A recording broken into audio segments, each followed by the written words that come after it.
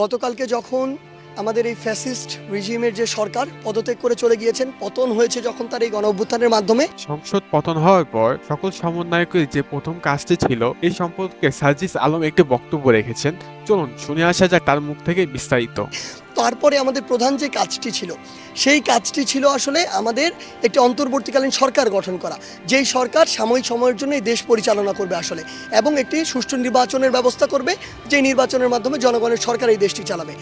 সেই জায়গা থেকে এই অন্তর্বর্তীকালীন সরকার দেওয়ার আমাদের প্রধান যে একটি শর্ত ছিল, সেই শর্তটি ছিল এই যে সংসদ, এই সংসদটিকে বিলোপ করা, ভেঙে দেয়া। সেই জায়গা থেকে যখন কিছুক্ষণ পূর্বেই এই সংসদটিকে ভেঙে দেওয়া হয়েছে রাষ্ট্রপতির আদেশক্রমে এবং তিন বাহিনীর প্রধানদের পরামর্শক্রমে, সেই জায়গা থেকে আমরা বিশ্বাস করি আমাদের যে পরবর্তী ধাপগুলো এগুলো সহজ হলো।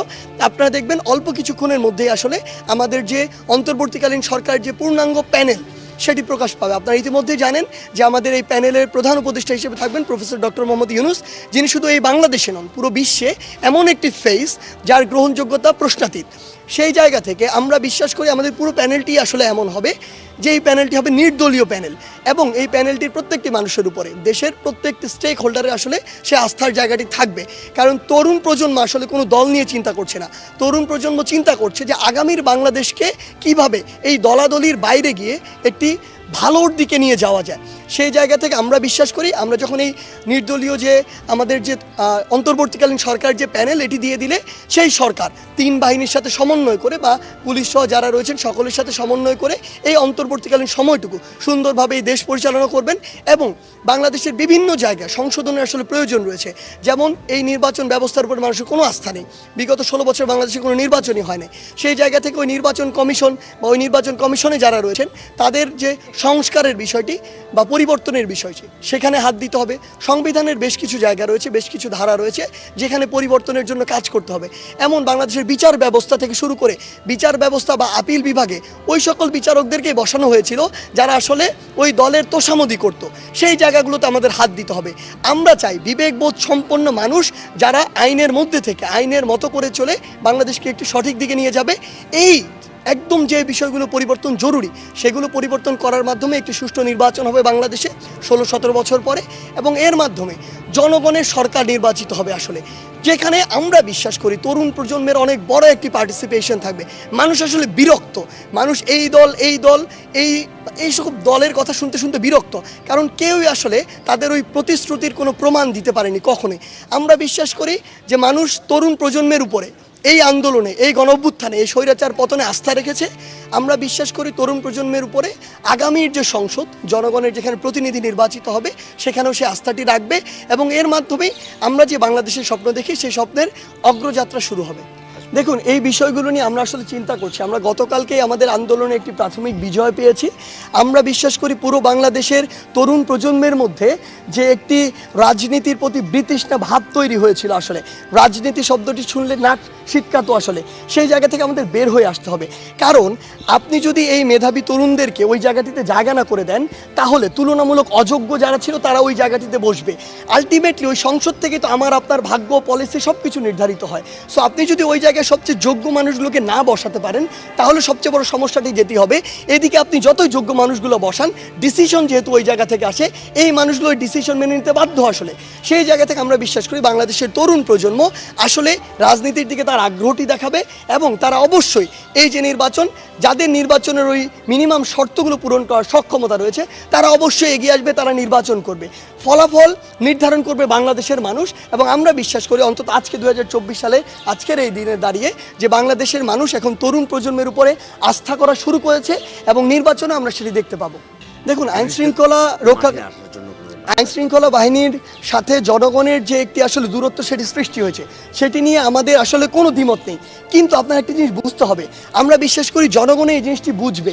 আইন শৃঙ্খলা রক্ষাকারী বাহিনী যে কাজগুলো করেছে তারা স্বেচ্ছায় করেনি, কিন্তু তাদেরকে করতে বাধ্য করা হয়েছে। তো সেই জায়গায় দূরত্বটি তাদের সাথে নয়। আসলে আমরা বিশ্বাস করি যে ফ্যাসিস্ট সরকার বাধ্য করে এগুলো করিয়েছে, তাদের তো পতন হয়েছে। তাহলে এই আইন শৃঙ্খলা রক্ষাকারী বাহিনী এই অন্তর্বর্তীকালীন সরকারের নির্দেশে যদি আস্থা ফিরিয়ে আনার যে কাজগুলো সেগুলো সুষ্ঠুভাবে করে, অবশ্যই জনগণের সেই আস্থাটি ফিরে আসবে এবং সেটি হয়তো আজকে যখন এই সরকারটি গঠন হবে তারপর থেকেই শুরু হবে। এবং আমরা বিশ্বাস করি আইনশৃঙ্খলা রক্ষাকারী বাহিনীর সাথে যে সুসম্পর্কটি হওয়া প্রয়োজন সেটি আবার গড়ে উঠবে, কারণ আলটিমেটলি আপনি যদি দেশ চালাতে চান শৃঙ্খলা সবচেয়ে গুরুত্বপূর্ণ জিনিস। না দেখুন, সেটি হচ্ছে সশস্ত্র বাহিনীর একটি প্রেস ব্রিফিং, সেটা তারা তাদের জায়গা থেকে বলেছে, কিন্তু কারা এটাতে থাকবে এটা নির্ধারণ করবে ওই আন্দোলনকারীরাই, যেই আন্দোলনকারীরা এই স্বৈরাচারের পতন ঘটিয়েছে। এখানে আমরা বিভিন্ন দলের মতামত নিতে পারি, তাদের পরামর্শ নিতে পারি, কিন্তু কেউ একজন প্রেসক্রাইব করলে আমরা সেটি প্রকাশ করবো, সেটি কোনো দিন হবে না। বাংলাদেশের মানুষও সেটি কোনো দিন চায় না, মেনেও নিবে না। বাংলাদেশের জনগণ যা চায় তরুণ প্রজন্ম সেদিকে যাবে এবং তাদের চিন্তাকে মাথায় রেখে আসলে আমরা এতদিন আমাদের কাজগুলো করেছি বলেই আমাদের একটি প্রাথমিক বিজয় হয়েছে। সেই জায়গা থেকে পরবর্তী বিষয়গুলো আমরা তাদের ওই চিন্তা বা পরামর্শকে প্রায়োরিটি দিয়ে জনগণকে সামনে রেখে নির্ধারণ করব। দেখুন, আসলে ব্যাপারটা হচ্ছে এখানে একটা অন্তর্বর্তীকালীন সরকার হবে, এরপর একটি নির্বাচিত সরকার হবে। ওই নির্বাচিত সরকারের প্রতি আমাদের তরুণ প্রজন্মের কিছু পরামর্শ আছে। আমরা এখন এটা বলে দিতে পারি না আমরা এটা করব, এটা নির্ভর করবে জনগণ কাদেরকে ওই নির্বাচিত সরকারে রাখছে। আমাদের জায়গা থেকে স্পষ্ট একটি বার্তা থাকবে ওই নির্বাচিত সরকারের প্রতি যে আপনারা অবশ্যই, আপনাদের কাছে এই রিপোর্ট রয়েছে, আসলে ইভেন আপনারা ওই অফিসে যদি গিয়ে একদিন খোঁজ নেওয়ার চেষ্টা করেন, সেটা যে কোনো আইন শৃঙ্খলা রক্ষাকারী বাহিনী হোক, গোয়েন্দা বাহিনী হোক, যে কোনোভাবে তাদের ওই ট্র্যাক রেকর্ড কিন্তু রয়েছে যে কারা এই কাজগুলো করেছে।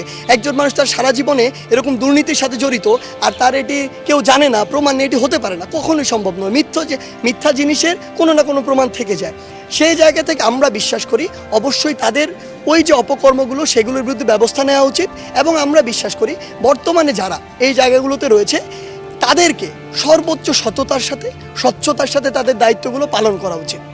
দেখুন, বৈষম্য বিরোধী ছাত্র আন্দোলন এবং বাংলাদেশের বিভিন্ন যারা স্টেক হোল্ডার রয়েছে সকলের মতামতের ভিত্তিতে ওই ফেজগুলোকেই আমরা নিয়ে আসছি বা পরামর্শ দিচ্ছি বা আনার চেষ্টা করব যাদের এই ইন্টেনশনগুলোর কোনো অ্যাকচুয়ালি ট্র্যাক রেকর্ড নেই অতীত থেকে শুরু করে আমরা যদি চিন্তা করি, এবং এরকম অপকর্মের বা এমন কিছু একটা যা করা উচিত নয় এই রেকর্ডগুলো যাদের নেই এরকম মানুষকে আমরা এখানে সাজেস্ট করছি। তারপরও যদি কারো এরকম ইন্টেনশন থাকে সেই জায়গা থেকে আমরা বিশ্বাস করি জনগণ আমাদের সাথে আছে। জনগণ যদি মনে করে যে তারা তাদের দায়িত্ব অবহেলা করছে, তারা অন্য কিছুকে প্রশ্রয় দিচ্ছে, আবার জনগণ রাস্তায় নামবে। একটি কথা আপনাকে সর্বশেষ বলে দিই, জনগণ যেহেতু রাস্তায় নামতে শিখেছে, জনগণ রাস্তায় নামবে। ওই যে স্বৈরাচারের যে ভয়টি ছিল, ফ্যাসিজমের যে ভয়টি ছিল, সেটি কেটে গিয়েছে। আপনি আজকে জনগণের ইচ্ছার বিরুদ্ধে কিছু একটি করেন, আমি বলে দিচ্ছি কালকে আবার লক্ষ লক্ষ মানুষ রাস্তায় নামবে।